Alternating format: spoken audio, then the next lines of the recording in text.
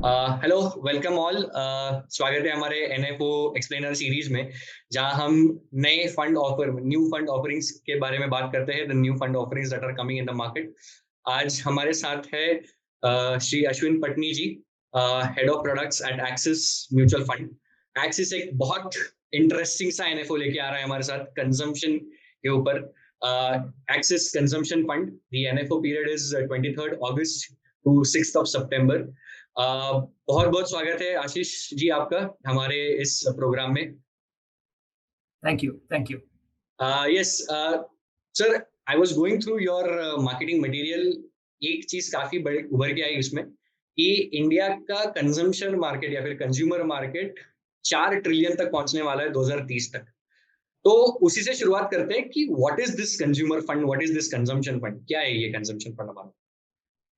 देखिए अब हम अपने रोज़ की जो ज़िंदगी में हम कितनी चीज़ों पे अपना कंज़्यूम करते हैं एंड ये जो बास्केट है हमारा ये ना कॉन्स्टेंटली ये बदलता रहता है। तो आज से अगर 20 साल पहले या 30 साल पहले देखें तो हमारा जो एक नॉर्मल कोई भी घर था मिडल क्लास, हम्म। उसमें जो घर के अंदर सामान होता था, वो लिमिटेड होता था या एक अलग तरह का होता था। चाहे टेलीफ़ोन है, टीवी है, चाहे हमारे जो टू व्हीलर है या जिस तरह की कार है।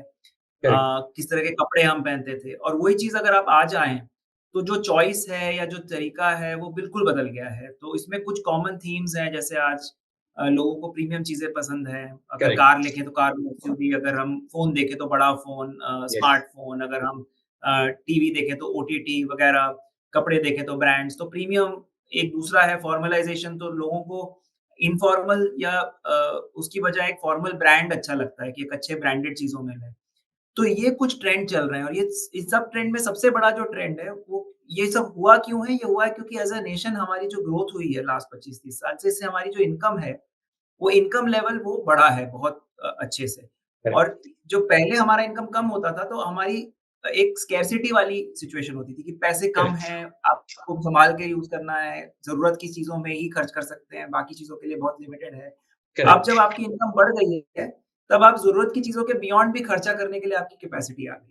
करेक्ट। तो करेक्ट। जो फंड है वो इन सब चीज़ों में जो कंपनियाँ इन तरह की कंज़म्पशन सर्विसेज़ प्रोवाइड करती हैं, गुड्स प्रोवाइड करती हैं, उनमें इन्वेस्ट करके उसका बेनिफिट लेता है। सर, ये एक एस्पायरिंग थीम है कंजम्पशन का, एस्पायरिंग इंडिया। तो सवाल ये आता है कि how does the fund identify companies जो ये राइजिंग कंजम्पशन पैटर्न्स या राइजिंग कंजम्पशन ट्रेंड्स जो बेनिफिट करने वाली है, उसको ये फंड आइडेंटिफाई कैसे करता है? What is the identification metric? तो इसमें 2-3 बातें हैं। एक तो है कि वो जो जो भी एक एरिया है कंज़म्पशन का, वो एरिया का पोटेंशियल कैसा है? तो जैसे एक मैं आपको सिंपल एग्ज़ाम्पल देता हूँ कि अ, पहले 20 साल पहले या 25 साल पहले जो कंज़म्पशन में जो हम ज़रूरत की चीज़ें थी, चाहे चाहे फूड मटीरियल है, चाहे बेसिक एसेंशियल्स हैं, जिसको हम कंज़्यूमर स्टेपल या एफएमसीजी कहते हैं, हम्म। उसको उसमें ग्रोथ दिखती थी। करेक्ट। धीरे-धीरे क्या हो रहा है कि वो एक तरह से सैचुरेट हो चुका है बिकॉज़ हम सब लोग अपनी एक बेसिक रिक्वायरमेंट जो है उसमें हम इन्वेस्ट एक तरह से कर सकते हैं। अब जब ग्रोथ दिख रही है वो डिस्पोजेबल चीज़ों में, जो डिस्क्रिशनरी चीज़ें हैं उसमें दिख यस। रही है। तो यस। यस। अब जैसे वो नई नई चीज़ें हैं जैसे कि डिजिटल, जो एक पूरी ई-कॉमर्स, हम्म। डिजिटल और वो जब पूरी पहलू आ गए हैं, या करेक्ट। फिर इवन डिस्क्रिशनरी चीज़ें लाइक रियल एस्टेट है या ऑटो है या इस ओके। तरह के हैं।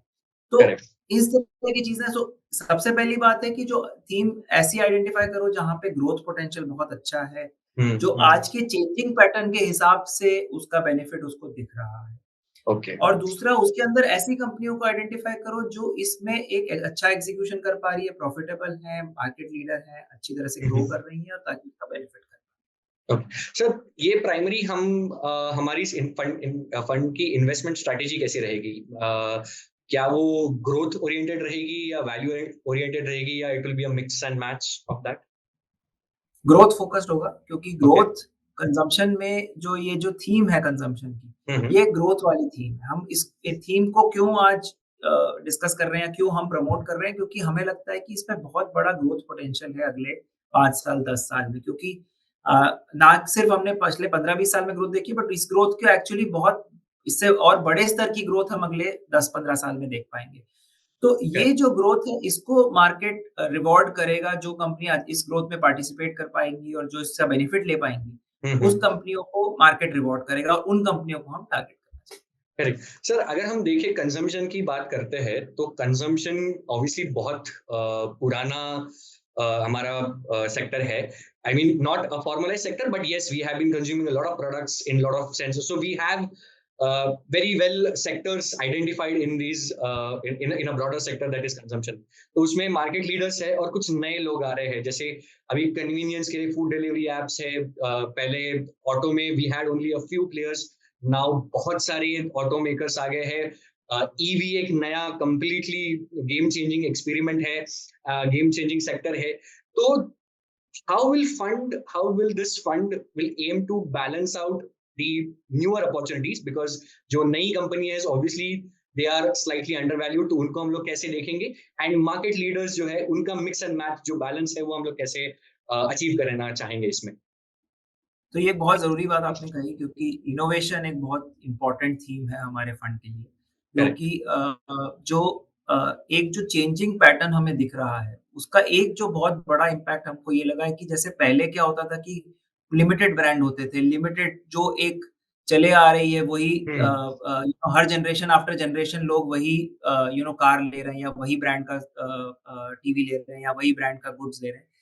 अब वैसा ज़माना नहीं है, अब कॉम्पिटिशन है, बहुत ज़्यादा ब्रांड्स हैं और जो इनोवेट करेगा, उसे वो मार्केट में प्रोग्रेस देखने को मिलेगी। तो करेक्ट। आज चाहे आप नया जैसे आपने सही एग्ज़ाम्पल दी है कि जो नए कंज़्यूमर टेक स्पेसेस हैं, चाहे वो फूड डिलीवरी है, ई-कॉमर्स है या नए टेक्नोलॉजी है जैसे ईवी वगैरह, तो आप अगर इनमें जो प्लेयर्स हैं वो देखें तो ये कंप्लीटली नए प्लेयर्स हैं। ऐसा करेक्ट। नहीं है कि जो पुराने जो लीडर्स थे वही आकर यस। के उन्होंने इसमें इन्वेस्ट करके, तो यस। ये एक चीज़ है जो मार्केट में हमको सेक्टर आफ्टर सेक्टर में ये देखने को मिलेगी कि जो अच्छे से इनोवेट करेगा, जो अच्छी नई चीज़ लेके आएगा, हम्म। क्योंकि आज के कंज़्यूमर को अच्छी चीज़ भी चाहिए, लेकिन वो डरते नहीं है ट्राई आउट करने में। हम्म। नया कुछ इनोवेशन आया, उसमें ट्राई करने में वो हिचकिचाते नहीं हैं, वो पसंद करते हैं बल्कि कि आप कुछ नया कर रहे हैं रादर देन सेम चीज़ आप करते जाएँ। करेक्ट। तो एज़ अ फंड हमारा कोशिश रहेगी कि अच्छे क्वालिटी के लीडर्स को एलोकेट तो करें, लेकिन इनोवेशन बहुत ज़रूरी है। चाहे लीडर अगर इनोवेट नहीं कर रहा है, तो चांसेस ये हैं कि वो लीडरशिप अपनी कंटिन्यू नहीं कर पाएगा और धीरे-धीरे कहीं न कहीं थोड़ा पीछे जा सकता है। सो हमको वो प्लेयर्स चाहिए जो इनोवेट करके कंटीन्यूअसली ग्रो कर सकें, कंटीन्यूअसली। सर, एक तो ये सवाल आता है ऑब्वियसली एज वी डिस्कस कि इस broader consumption as a category में बहुत सारे सेक्टर्स है, और सेक्टर अगर हम जब भी कहते हैं तो इन्वेस्टर्स के एंटीना खड़े हो जाते हैं, राइट? नो, अरे what sectors are you targeting, and they are very they are very attracted towards the word sector because I think it has that pull, it has that allure कि यार ये sector ना काम कर रहा है, और क्योंकि उसका सीधा एग्जांपल उनको दिख रहा होता है। If I am buying a smart watch or if I'm consuming an OTT platform, I know, what, if my investment goes into these companies, it's gonna grow more. तो हम as a fund, consumption fund, जब हम लोग इसको देख रहे हैं तो किस सेक्टर्स के ऊपर हमारा ज्यादा ध्यान रहेगा? तो ये जो एक इसमें बहुत अच्छी बात क्या है जब हम कंज़म्पशन की बात करते हैं कि ये कंज़म्पशन कोई एक लिमिटेड सेक्टर नहीं है, इसमें बहुत सारे अलग-अलग सेक्टर्स जैसे यस। आपने कहा कंबाइन हो जाते हैं। करेक्ट। हिस्टोरिकली एफएमसीजी जो जिसे कहा जाता है, जो कंज्यूमर स्टेपल है, वो एक बहुत बड़ा पार्ट होता था। लेकिन जैसे-जैसे मार्केट इवॉल्व हुआ है, ये ब्रॉडन होता चला गया है। तो अगर मैं आपको एग्ज़ाम्पल्स दूँ तो एफएमसीजी तो ख़ैर अभी भी बड़ा है, हाँ। 30-35% सेक बास्केट अभी भी एफएमसीजी है, लेकिन बहुत सारे नए इसमें आ गए हैं। चाहे आप उसको ऑटो को गिनें, चाहे हम कंज्यूमर ड्यूरेबल्स को गिनें, जैसे कि पेंट्स वग़ैरह हैं या डिस्क्रिशनरी जो हैं, चाहे आप सर्विसेज़ को गिनें, यस। सर्विसेज़ जैसे कि फूड डिलीवरी आपने एग्ज़ाम्पल दिया, जैसे कि टूरिज़्म है, होटल्स वग़ैरह हैं, टेलीकॉम है, रियल एस्टेट, पावर, सो बहुत सारे अलग-अलग एरियाज़ हैं जहाँ पे हमारा कंज़म्पशन का जो अल्टीमेटली सवाल ये है कि जब हम ₹1 भी खर्च कर रहे हैं, ₹100 हम खर्च कर रहे हैं, तो वो कहाँ जा रहा है कहाँ और जा रहा?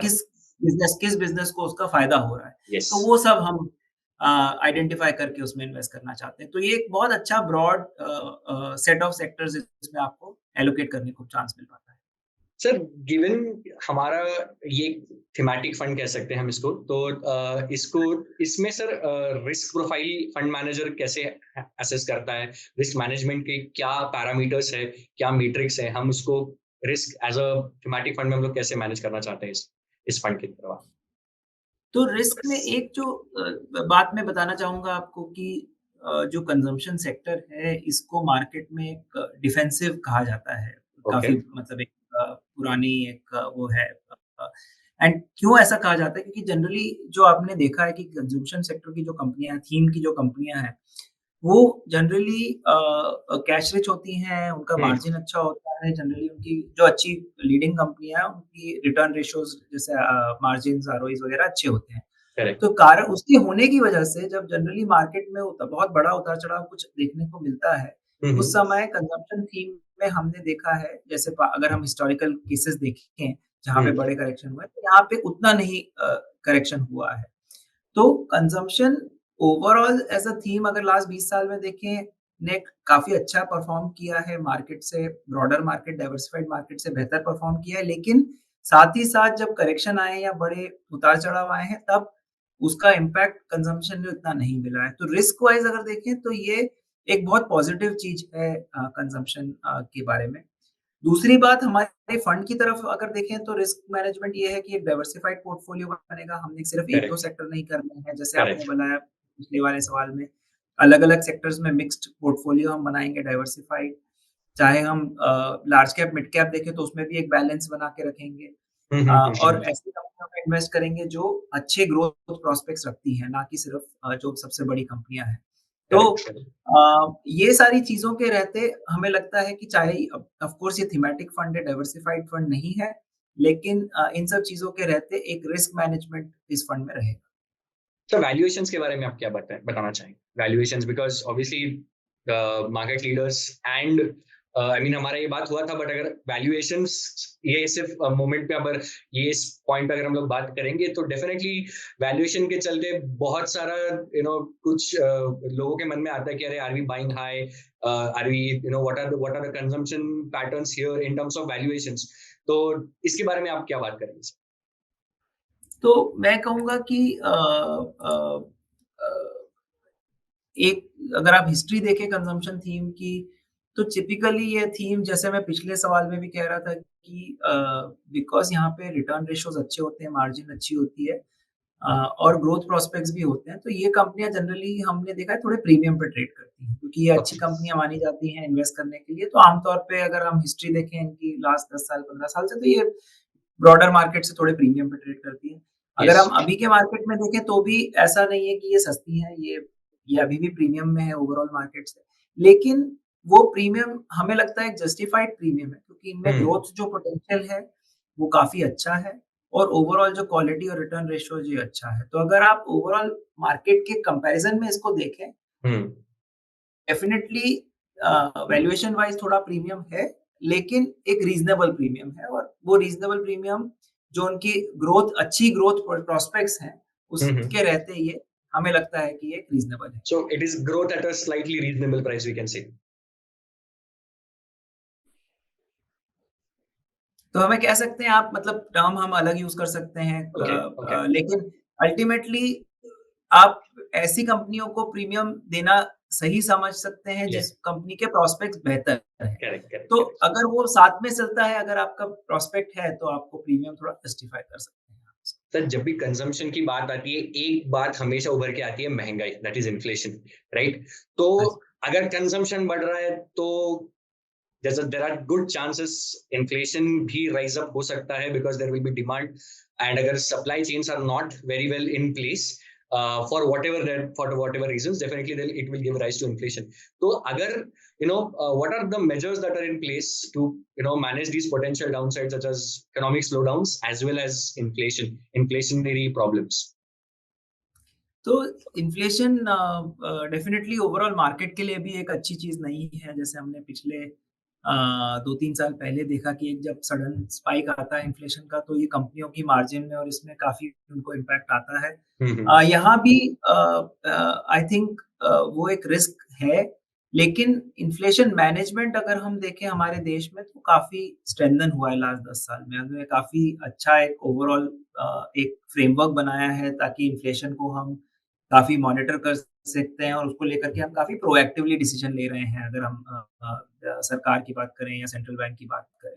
करेक्ट। तो हमें कॉन्फिडेंस है कि एक अच्छे इकोनॉमिक मैनेजमेंट में जिसमें इन्फ्लेशन स्टेबल रहती है हमें ज़्यादा चिंता नहीं है for a long term investor. हाँ, ये हम्म, ज़रूर हो सकता है कि टेम्परेरी फेज़ कुछ जैसे आपने कहा कि कोई डिसरप्शन है या कुछ है तो 2-3 क्वार्टर के लिए अगर कोई शॉर्ट टर्म स्पाइक आया, हम्म, वैसा कुछ हुआ तो अलग बात है लेकिन लॉन्गर टर्म से हमको कोई ज़्यादा चिंता नहीं है। और करेक्ट। अगर इन्फ्लेशन स्टेबल रहती है तो फिर ये थीम बहुत ही मतलब पॉज़िटिव हो जाती है।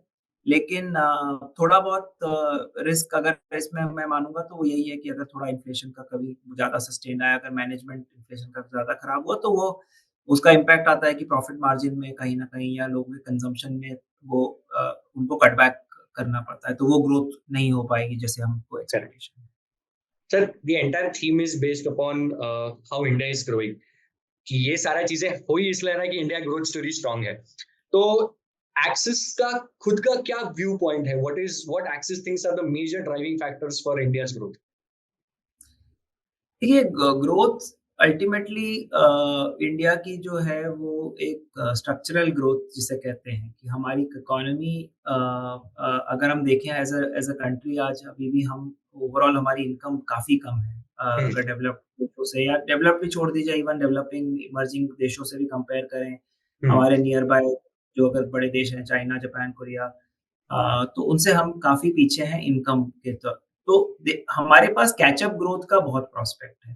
तो करेक्ट। एज़ लॉन्ग एज़ अगर हम हमारे इकोनॉमिक मैनेजमेंट को एक रीज़नेबल रखेंगे हम्म, ओवरऑल एनवायरनमेंट को कंस्ट्रक्टिव पॉजिटिव रखेंगे, बिज़नेसेस के लिए कंज्यूमर्स को एक क्लियर माइंड से कंज़म्पशन वगैरह का मौका देंगे, तो हमारी इकोनॉमी तो एक तरीके से ग्रो करती रहेगी। जो पिछले 25 साल में हमने देखा है वो भी ग्रो कर रही है और अगले 10 साल, 15 साल तक भी ये ग्रो करने के प्रोस्पेक्ट बहुत अच्छे हैं। ओवरऑल हमारी डेमोग्राफिक्स अच्छी है, हमारी सेविंग्स रेट अच्छी है, हमारा इकोनॉमिक मैनेजमेंट अच्छा है। तो ये सारे जो जो बेस फाउंडेशनल चीज़ें हैं, अगर हम्म, ये ऐसे हम सही रखें, तो अपने आप हमारी ग्रोथ मेंटेन रहेगी क्योंकि हमारे पास कैच अप ग्रोथ का बहुत पोटेंशियल है।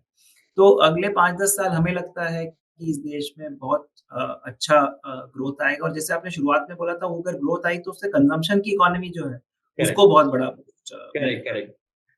अगर इन्वेस्टर पॉइंट ऑफ व्यू से देखें तो this is I think very well set up for our young investors who are just entering the market, who have just started their uh, earning journeys, I would say, right?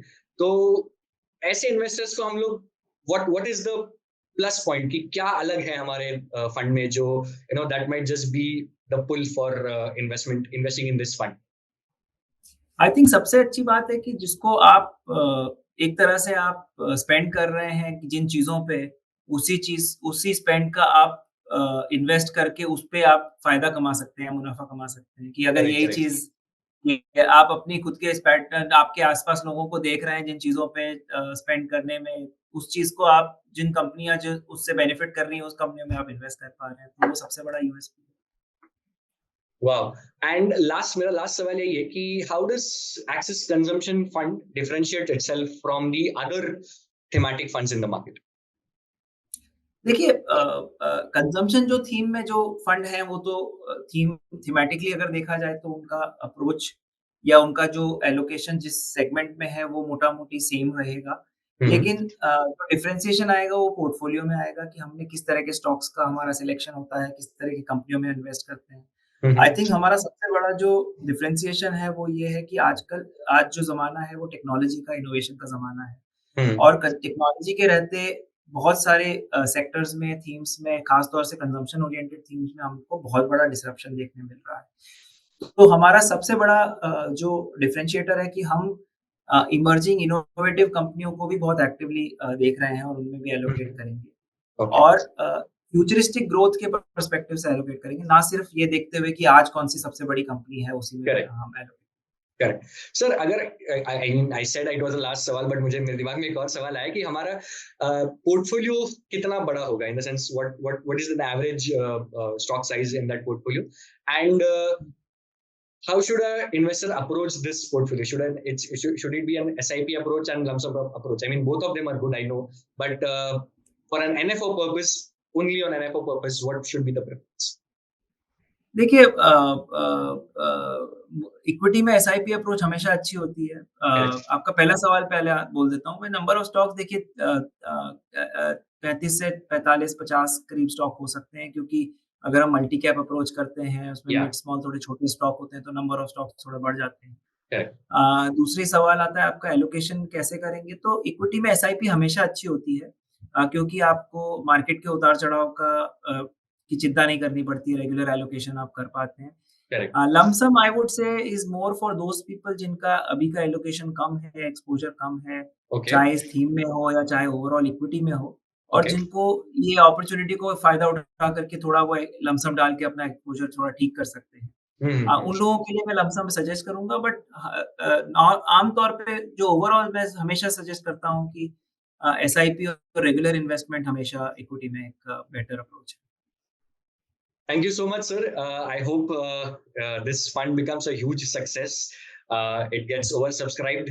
We'll try our best to ensure that it reaches to maximum people, because ये ना मुझे personally लगता है ये आम जनता की story है, and investors should invest in the things that they are consuming and that they are spending upon. And because उससे ना आप उसके ऊपर एक ज़्यादा लगाव होता है, यार you know what, I'm contributing to the company that it is growing. I think that makes a even better chance of growth and getting some potential returns. So thank you so much. हमारी बहुत शुभकामनाएं Axis को for its new innovative consumption fund, and thank you so much for talking with us, sir. Thank you. Thank you.